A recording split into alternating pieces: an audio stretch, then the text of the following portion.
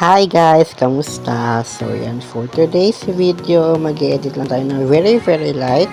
Nagayos tayo at ayan, papunta po tayo sa Loloma, Columbari para bisitahin si mama at si papa dahil undas nga. So ayan, dito na kami sa place. Again, dito po namin nilagay yung urn ni mama at papa sa Loloma, Columbari. Ayan si LP at si Lorraine, kapatid ko pamangkin ko. Punta kami ngayon kay mama at ni papa. Ayan. So dahil hindi ko kaya i-video yung sarili ko, sila na lang binibidyo ko nung naglalakad papunta dun sa place ni mama. Ayan. So dahil dito pala ako sa kanila, video ako. Ang haba talaga ng nilakad nila. Hindi talaga sila.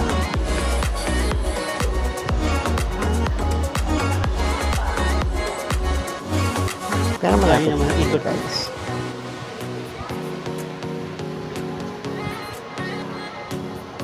At ito na nga po. Andito na kami.